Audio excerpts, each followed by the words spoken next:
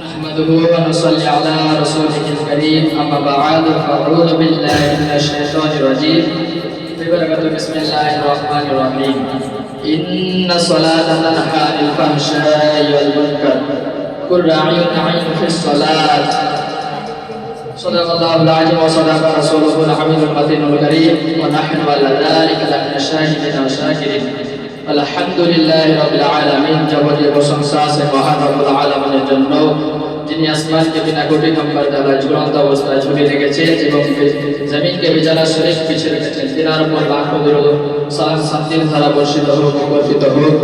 সকলে বলেন আলহামদুলিল্লাহ।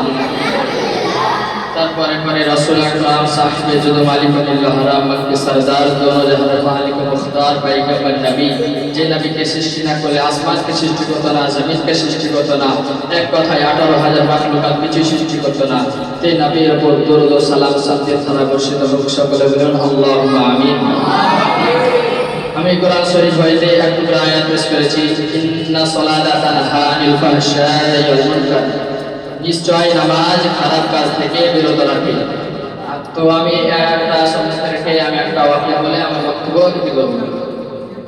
তো হযরতে কাব রাদিয়াল্লাহু তাআলা আনহু থেকে বর্ণিত যে হযরতে মুসা আলাইহিস সালাম আল্লাহ তাআলা বলছে যে 2 রাকাত নামাজ হবে, যে নামাজ হযরতে মুহাম্মদ মুস্তাফা সাল্লাল্লাহু তাআলা আলাইহি সাল্লামের উম্মত পড়বে, সেই নামাজ হচ্ছে ফজরের নামাজ। যে ব্যক্তি ফজরের নামাজ পড়লো তার দিনের এবং রাতে যতগুলো গুনাহ থাকবে সব গুনাহ মাফ করে দেবে। জোরে বলুন সুবহানাল্লাহ।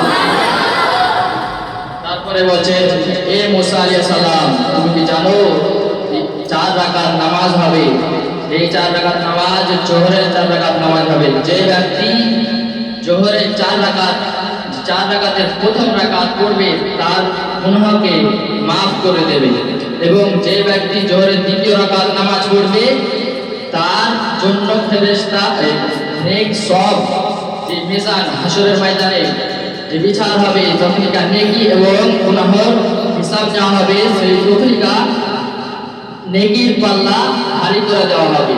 এবং যে ব্যক্তি জোহরের তৃতীয় রাকাত নামাজ পড়বে, তৃতীয় রাকাতে তার গুনাহকে মাফ করে দেওয়া হবে। আর যে চতুর্থ রাকাত নামাজ পড়বে তার জন্য আসমানের দরওয়াজা খুলে দেওয়া হবে। জোরে বলুন সুবহানাল্লাহ।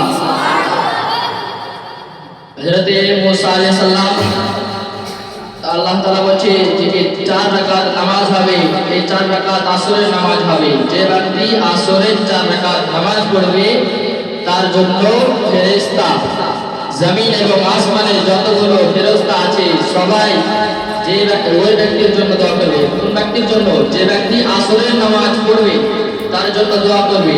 জমিন এবং আসমানের মধ্যে এমন কোন ফেরেশতা বাদ থাকবে না যে তার জন্য দোয়া করবে না। জোরে বলুন সুবহানাল্লাহ। এবং 3 রাকাত নামাজ হবে, মাগরিবের নামাজ। যে ব্যক্তি মাগরিবের নামাজ পড়লো এবং আল্লাহর কাছে কিছু চাইলে আল্লাহ তাআলা তাকে খালি হাতে ফেরাবে না, যা চাইবে তাই পাবে। এবং 4 রাকাত নামাজ হবে। হযরত মুসা আলাইহিস সালাম আল্লাহ তাআলা বলছে যে 4 রাকাত নামাজ হবে। যে ব্যক্তি এই 4 রাকাত এশার নামাজ হবে, যে ব্যক্তি এশার 4 রাকাত নামাজ পড়বে তার জীবনে যত গুনাহ আছে সব গুনাহ মাফ করে দেবে। এবং অনুরূপভাবে যেরকম মায়ের পেট থেকে বাচ্চা হয় তখন তার কোনো গুনাহ থাকে না, ঠিক সেইভাবে এশার নামাজ পড়লে পরে তার জীবনে আর কোনো গুনাহ থাকবে না। হাদিস শরীফ আমি একটা বলেছিলাম, কুরআনুল আইনু ফিস সালাত।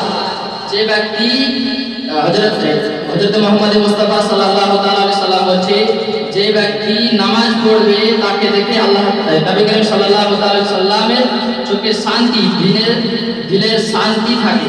আর যে ব্যক্তি নামাজ পড়বে না তারকে দেখে আল্লাহ নবী করিম সাল্লাল্লাহু তাআলা সাল্লাম নারাজ হয়। তো আপনারা নবীকে নারাজ করতে চান না খুশি করতে চান?